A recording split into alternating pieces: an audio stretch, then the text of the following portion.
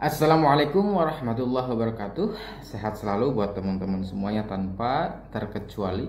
Baik teman-teman, ini adalah akhir daripada kesimpulan saya, di mana ada sebuah chaos atau bahasanya warga Sukra itu dimaki-maki. Ada yang mengatakan juga ngamuk kepada warga itu karena warga itu menghalangi dan sebagainya. Akhirnya saya telah menemukan sebuah kesimpulan. Teman-teman tahu sendiri ya bahwa di dalam video-video sebelumnya saya telah mengunjungi warga-warga tersebut secara keseluruhan bersama Bapak Sodikin berdua, kemudian juga di waktu yang berbeda podcast dengan adiknya Pak Sodikin yang bernama Pak Endang itu. Kemudian di hari atau di waktu yang berbeda juga bahwa saya telah mengunjungi teman-teman semuanya, bapak-bapak, aki-aki semuanya yang ada saat kejadian tersebut, saat kunjungan Bupati Indramayu Ibu Nina mengunjungi Sukra tersebut. Nah, bahwa ada sebuah kesimpulan di antaranya, ada yang salah, justru juga ada yang benar, kan begitu. Lantas pertanyaannya, siapa yang benar, siapa yang salah? Nah, kita akan simpulkan itu. Pertama, dasar saya adalah telah mewawancarai semua ya kepada orang-orang yang hadir saat itu. Kita dengarkan aja langsung ya, teman-teman. Ini adalah sebuah image analisa frame atau tuduhan atau apa bahasanya, tetapi ini akan saya jawab. Pertama dari bahasa Ibu Nina sendiri ya. Saya mau sholat asar, ya. Saya mencari masjid dulu sambil jalan, warna putih, yang saya tahu pasti bukan kaos saya. Dan karena memang dari jauh udah kelihatan ada mau dua gitu, dan di situ ada rumah yang saya belum tahu kalau itu bengkel atau apa. Ada spanduknya apa baliho besar nomor paslon tersebut, ya. Karena dia dua-dua, dia ke tengah, ya kan, dua-dua gitu, otomatis saya turun, berhenti, saya turun. Ini harus kasih pelajaran. Saya pengen tahu siapa ini. Oke, baik. Ibu Bupati ini memang berhenti benar. Kali ini saya katakan benar karena memang kita harus mengatakan yang benar, juga kita harus mengatakan salah ketika sesuatu itu salah ya. Bahwa beliau mengatakan masyarakat itu begini-begini, padahal yang datang itu adalah nomor 3, misalkan Ibu Bupati incumbent ini ya.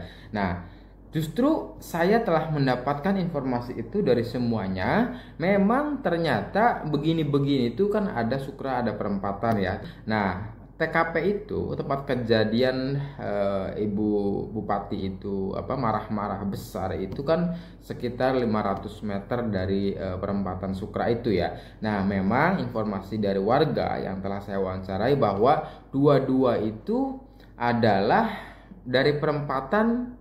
Akhirnya loncat juga menuju kepada bengkel tempat Bapak Sodikin atau TKP, di mana TKP tempat kejadian marah-marah terhadap warga tersebut. Itulah, kita benarkan itu sesuai dengan apa yang saya wawancarai terhadap seluruh masyarakat yang telah hadir saat itu. Memang dua-dua semuanya. Mungkin dari situ kesimpulan saya bahwa Ibu Nina loh yang datang. Ibu Nina tuh nomor 3. Kira-kira kok kenapa nomor 2? Nah, ini terlepas dari bahwa kita ini mestinya demokrasi.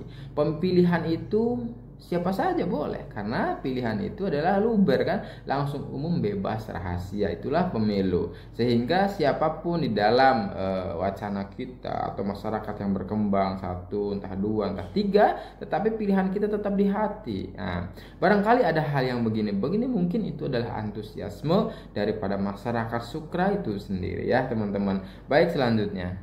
Benar nggak sih kayak gitu? Saya turun, saya bilang ini maksudnya apa? Dua-dua. Memang ada yang kampanye di sini. Oh, saya bilang saya anaknya Dai Bahtiar. Kenapa? Ya memang satu, saya anaknya Dai Bahtiar. Yang kedua, saya juga bukan orang yang seenaknya. Saya masih Bupati Indramayu, SK saya sampai 2026 masih Bupati Indramayu. Tanggal 25 November saya masuk lagi, kerja lagi. Betul sekali yang dikatakan Ibu Nina, bahwa tidak salah ketika beliau mengatakan saya anaknya Dai Bahtiar, dan tidak salah juga ketika beliau ini mengatakan saya masih Bupati, SK-nya masih lama lah ya, beberapa tahun ke depan.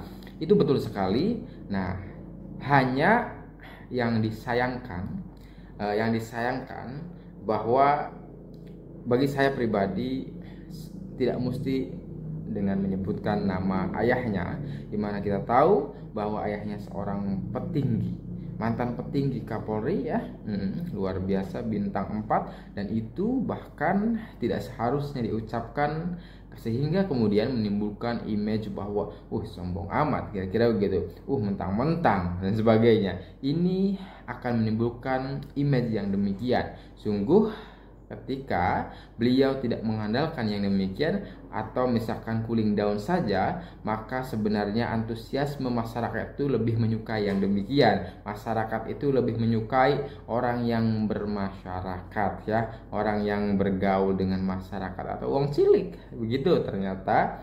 Yang selanjutnya, Bupati Indramayu sampai nanti pelantikan di bulan Februari 2025 insya Allah. Kan seperti itu. Saya tidak mau kalau di situ terjadi apa-apa atau masyarakat diajak atau terprovokasi.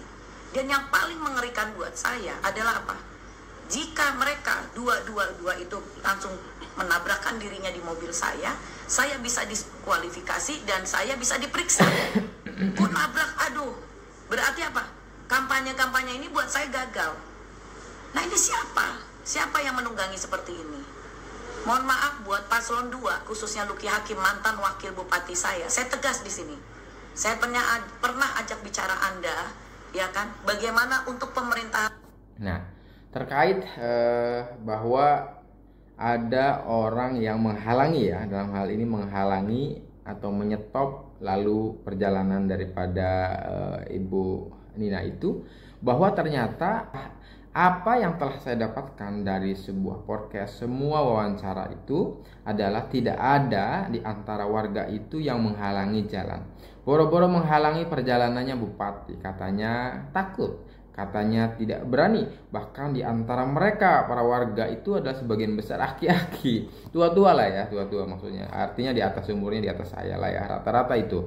Nah, mereka bahkan ketika ada bupati ngamuk lah ya, atau marah-marah atau maki-maki bahkan, atau ada sebuah ancaman akan melaporkan semuanya ke Polres dan sebagainya, bahasa itu ada, sehingga sebagian di antara mereka itu ternyata pada pulang, pada lari, ketakutan, menghindar lah ya, yang jelas begitu, karena memang kekhawatiran itu, artinya kekhawatiran sikap daripada warga saat itu dengan adanya misalkan sikap marah-marah itu, ternyata mereka pada ketakutan gitu loh. Jadi boro-boro untuk menghalangi lalu jalannya dari seorang bupati. Ini adalah kebenaran ya. Kenapa saya harus katakan ini? Ketika ada misalkan salah satu wong cilik atau sebagian yang lain juga masyarakat bawah dan sebagainya, ketika ada sebuah ancaman, ada sebuah intimidasi, ya enggak, seseorang yang ngamuk terhadap orang cilik itu, maka justru saya tergugah hatinya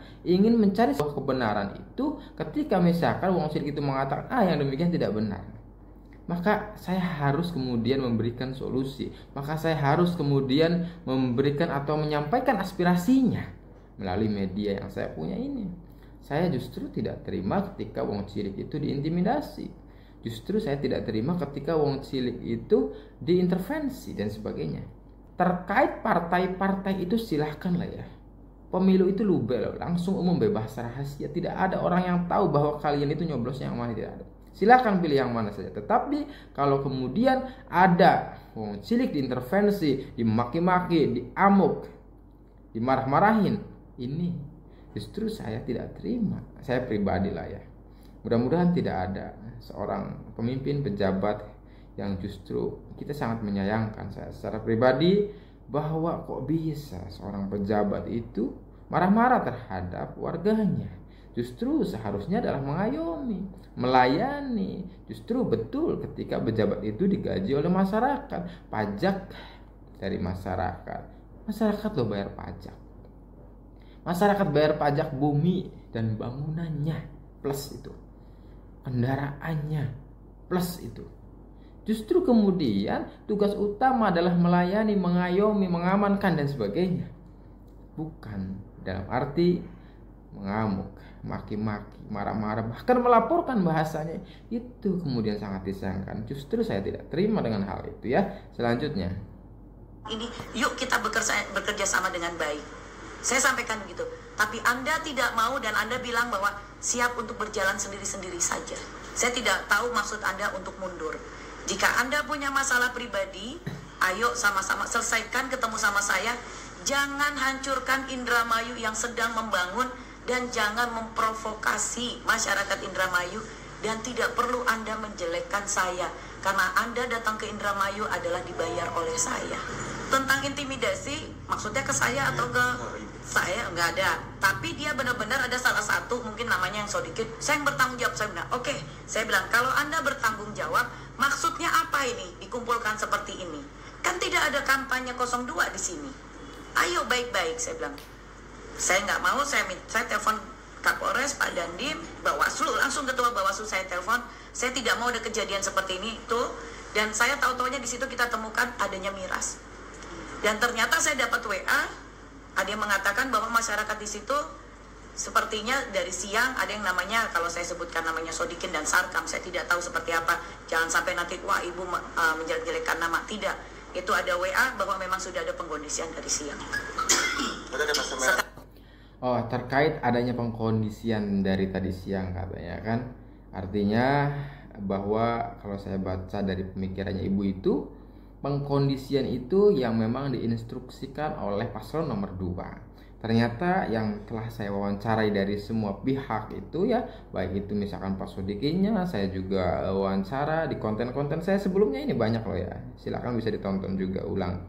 Kemudian Pak Endangnya, adiknya Pak Sodikin, kemudian seluruh masyarakat, bapak-bapak dan sebagainya yang telah hadir, telah saya wawancarai semuanya di dalam konten saya sebelumnya. Nah, di antara mereka mengatakan bahwa tidak ada pengkondisian itu. Lalu kemudian saya juga bertanya terkait ada miras-miras dan sebagainya. Mereka tidak minum sama sekali. Ini adalah sebuah kebenaran atas apa yang telah saya wawancarai kepada mereka yang telah hadir saat itu di TKP ya teman-teman. Selanjutnya. Sekarang saya sudah serahkan kepada pihak berwajib dan Bawaslu untuk diproses selanjutnya. Yuk kita berdemokrasi yang baik, ya kan? Untuk kedepannya, monggo silakan rebut hati masyarakat itu adalah dengan visi misi yang baik, tidak perlu menjelekkan siapapun. Masyarakat tidak perlu dibebodoh lagi, masyarakat perlu diberitahukan visi misi ke depan. Kalau merasa mampu, ya silakan sampaikan, ya enggak? Kita sama-sama, jangan merasa ketakutan, wah Bu Nina petahana yang programnya sudah jelas semuanya, sampai memberikan BPJS dipelintir, apa dipelintir, sampai ini pun dipelintir.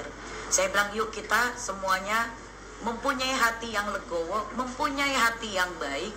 Yuk kita memang kalau memang bahasanya ini adalah pertempuran dengan cara yang baik. Itu aja. Kasihan masyarakat. Justru kalau bahasanya begitu, pertempuran yang baik, tidak ada konflik, itu bagus. Saya setuju ya teman-teman. Tetapi sekali lagi bahwa tidak boleh ada sebuah intimidasi, maki-maki, ngamuk, marah-marah yang kemudian sangat merugikan wong cilik atau kaum bawah ya. Itu yang saya tidak suka. Kalau saya jujur aja untuk menggebrak saya tidak tahu, tapi menggebrak motor tuh ada. Makanya saya kejar kan, maksud kamu apa nih? Saya bilang gitu. Oh iya betul. Bahwa image yang pertama-tama itu katanya menggebrak mobil dan sebagainya. Saat itu saya juga bertanya akhirnya, apakah benar di antara teman-teman ini, bapak-bapak semua ini ada yang menggebrak mobil daripada bupati ya enggak, incumbent ini? Katanya tidak ada semuanya. Memang diakui kalau ada penggebrakan motor itu ada memang, tetapi motor sendiri bawa gini gitu tuh. Nah memang ada, diakui semuanya. Tetapi boya hal yang demikian adalah sebenarnya mesti dikomunikasikan saja maksudnya apa dan sebagainya, tidak butuh dengan cara yang intimidatif atau maki-maki, marah, ngamuk dan sebagainya ya teman-teman. Jadi mungkin bahasa di mana ya, di videonya itu gebrak mobil ibu, gebrak mobil ibu. Nah itu memang sebenarnya mungkin mau gebrak mobil saya, tapi karena orang itu panik, dia mungkin kaget ya kalau saya sampai turun, kaget. Saya cuma satu, saya turun karena saya harus menghentikan. Kenapa? Kalau sampai ada yang loncat, tau-taunya pura-puranya ketabrak mobil saya, yang resiko saya. Tapi pada saat dia bilang gebrak mobil ibu, saya nggak dengar. Tapi memang ada yang menggebrak motor gitu. Ya, tidak ada juga bahasa bahwa gebrak mobil ibu memang tidak ada. Yang telah saya wawancari tidak ada ya teman-teman. Mereka tidak ada bahasa itu. Tadi alasannya adalah boro-boro gebrak, menghalangi jalan sebagainya. Yang ada mereka ketakutan dan sebagainya ya. Oke, baik, itulah teman-teman sebuah kesimpulan saya atas apa yang terjadi, crash ya, amukan antara Bupati Indramayu dengan warga, dan banyak warga yang menyaksikan. Sekali lagi bahwa saya telah mewawancarai semua warga yang telah hadir saat crash atau amukan itu ya, dan satu persatu bahkan ya, sehingga kemudian saya paham ini saya berbicara dari dua sisi, bahwa apa yang telah dikatakan Ibu Nina juga tadi saya cantumkan, kemudian apa yang telah saya survei atau saya wawancara kepada semuanya juga saya cantumkan, termasuk di dalam konten-konten secara langsung di konten sebelum-sebelum ini ya teman-teman. Silahkan bisa dicek ulang. Terima kasih, semoga menjadi manfaat. Assalamualaikum warahmatullahi wabarakatuh.